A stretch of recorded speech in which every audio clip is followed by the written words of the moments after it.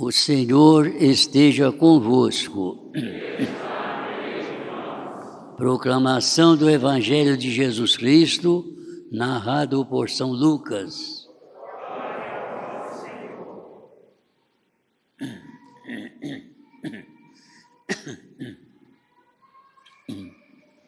Naquele tempo, Jesus desceu da montanha com os discípulos e parou no lugar plano.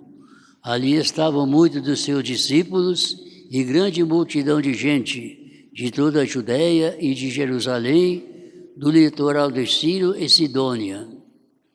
E levantando os olhos para os seus discípulos, disse: Bem-aventurados vós os pobres, porque vosso é o reino de Deus. Bem-aventurados vós que agora tendes fome, porque sereis saciados. Bem-aventurados vós que agora chorais, porque havereis de rir. Bem-aventurados sereis quando os homens vos odiarem, vos expulsarem, vos insultarem e vos amaldiçoarem o vosso nome, por causa do Filho do Homem. Alegrai-vos desse dia e exultai, pois será grande a vossa recompensa do céu. Pois era assim que os antepassados deles tratavam os profetas. Mas ai de vós ricos, porque já tendes vossa consolação. Ai de vós que agora tendes fartura, porque passareis fome. Ai de vós que agora rides, porque tereis luto e lágrimas. Ai de vós, quando todos vos elogiam. Era assim que os antepassados deles tratavam os falsos profetas. São palavras da salvação.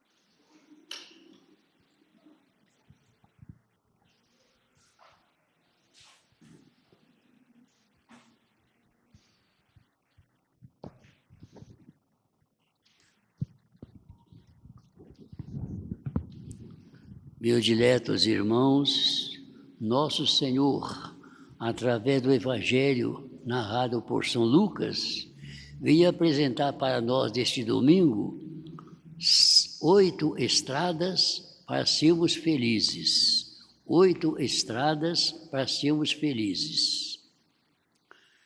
Proveniente de diversas regiões, aquelas pessoas certamente haviam se inteirado de que Jesus subira ao monte na noite anterior, desejosas de ouvi-lo e serem curadas de suas enfermidades, decidiram aguardá-lo, reunidas no lugar estratégico pelo qual sabiam que ele passaria ao regressar. Sem dúvida, quando o viram aproximar-se, ainda à distância, aclamaram-no e correram para junto dele. Podemos imaginar o momento no qual, em meio ao contentamento geral, Nosso Senhor deslocou-se a um ponto mais elevado do terreno e sentou-se de frente para a multidão, enquanto os apóstolos se acomodavam atrás e ao redor dele. E ele começou a falar. Primeiro, bem-aventurados vós os pobres, porque vós é o reino de Deus. Meus irmãos, não devemos imaginar essa afirmação de Nosso Senhor no sentido de pobreza material, como se o céu fosse franqueado apenas aos que na terra estiverem sujeitos a condições econômicas miseráveis. Não.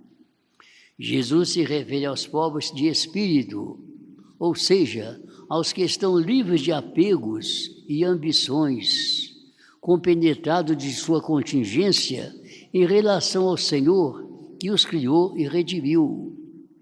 Desse modo, quer possuam uma casa, um carro ou qualquer coisa semelhante, ou mesmo quando se empenham em trabalhar para juntar pecúlio, consideram tudo isso como propriedade de Deus, usando os bens materiais na inteira disposição de desfazer-se deles, caso seja essa a vontade da providência divina. Tantas coisas temos, mas nada é nosso, tudo é de Deus. E se Ele dispor diferentemente, temos que aceitar a sua vontade. Segundo, bem-aventurado vós que agora tendes fome, porque sereis saciados. Nosso Senhor faz menção, alude à fome de doutrina, de virtude, de convívio eterno com Deus, experimentada por quem, progredindo na vida sobrenatural, sente necessidade cada vez mais de conhecê-lo e unir-se a Ele. Ele, em suma, trata-se da fome de justiça, isto é, de santidade. Somente do céu, tal apetência se tranquilizará na visão plena de Deus face a face. Aliás, a esse respeito, Santo Agostinho fala que o nosso coração foi criado para Deus, e quem vai satisfazer o nosso coração plenamente é somente Deus, quando nós chegarmos lá no céu. Pensamento importante. Por isso é que nós nunca estamos satisfeitos, queremos sempre alguma coisa a mais. Por quê? Porque nós fomos criados para Deus. Terceira, bem-aventurado vós que agora chorais, porque é a vez de rir. Sensível aos sentimentos humanos, Jesus se compadece da viúva de Naim e antes de operar a ressurreição de seu filho, lhe dirá: não chores. Como o nosso Senhor é atencioso, como Ele se coloca no lugar das pessoas para rir com aqueles que riem, mas para chorar com aqueles que choram. De maneira semelhante agirá ante o pranto de Maria pela morte de seu irmão Lázaro, ficando intensamente comovido. Ele faz menção ao choro dos justos, que nem sempre é manifestado em lágrimas, os quais, aflitos com a situação de ofensa a Deus, em que se encontra a humanidade, clamam dia e noite por uma intervenção dele no mundo. As pessoas que percebem como o mundo está se distanciando de Deus e sabem analisar os acontecimentos da vida à luz da fé. Porque Deus permite as dificuldades, as doenças, as provações? Exatamente porque nós entendamos que nós precisamos dele, não podemos esquecer de Deus. Quarta bem-aventurança: bem-aventurados sereis quando os homens vos odiarem, vos expulsarem, vos insultarem e amaldiçoarem o vosso nome por causa do Filho do Homem. Alegrai-vos. Nosso Senhor quis prevenir os seus do ódio que se levantaria contra a Santa Igreja, sociedade visível, da qual lhes caberia dar um testemunho corajoso e forte. Quem sustenta o nome e a glória da esposa mística de Cristo, a Igreja, não deve se surpreender ao ser alvo de desprezos e insultos. Essa é a hora de alegria em que se realizam as palavras do Redentor. Às vezes, por exemplo, uma pessoa, todo dia passa pela rua e vem à missa. De vez em quando vem também ao terço. Então, pessoas veem isso com maus olhos e falam assim: é rato de sacristia, é gente que não tem o que fazer. Não, isso também vamos ficar alegres. Está nos injuriando, interpretando mal nossos sentidos, mas nosso coração é bom. Devo continuar participando da missa, devo continuar fazendo bem às pessoas. Quinta bem-aventurança: ai de vós ricos, porque já tendes vossa consolação. A riqueza condenada por Jesus neste versículo, é a do coração, pela qual o homem tira Deus do centro de suas cogitações e coloca a si mesmo, julgando-se um colosso.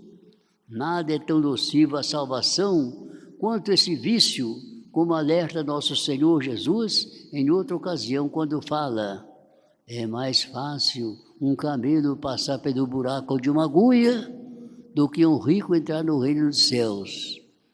Mas os ricos que têm o coração apegado às riquezas, porque a riqueza também é a prova, pode ser prova da pessoa ter recebido dons de Deus e saber frutificá-los. Frutificar com esses dons que Deus deu, a pessoa consegue crescer na vida.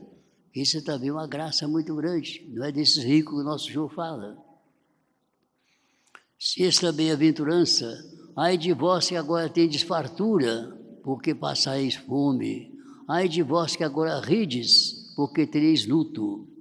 Quando o homem tenta preencher com o pecado o anseio de seu infinito, do infinito, que só Deus pode satisfazer por inteiro, ele sempre quererá mais e mais, até se tornar escravo desses bens. É a fartura exigida pelas paixões desordenadas que levam a alma a voltar-se para as criaturas, dando as costas para Deus nosso Senhor. Outra bem-aventurança importante. Por fim, ai de vós quando todos vos elogiam. Era assim que os antepassados tratavam os falsos profetas. Nesse versículo, o Divino Mestre alerta contra o risco de acomodar-se aos gostos deste mundo, do qual não se pode ser bom amigo sem constituir-se inimigo de Deus. Vejam, nesse versículo, o Divino Mestre alerta contra o risco de acomodar-se aos gostos do mundo, do qual não se pode ser amigo sem tornar-se inimigo de Deus. Ressalta ainda uma importante verdade: a nossa existência na Terra é feita de luta e de contradição, e somos autênticos discípulos de nosso Senhor Jesus Cristo se trilharmos como Ele o caminho da cruz. Meus irmãos, cabe neste momento cada um fazer um exame de consciência e nos perguntarmos: sei eu um bem-aventurado? Pela vida que eu estou vivendo, eu sou um bem-aventurado, de acordo com essas bem-aventuranças? Sim ou não? Cada um vai fazer esse exame de consciência e responder. Terminando, se nos entregarmos nas mãos de Nossa Senhora e nela pusermos toda a nossa confiança, através dela receberemos graças para abandonarmos qualquer tipo de vício, por pior que seja. Como é importante a devoção a Nossa Senhora.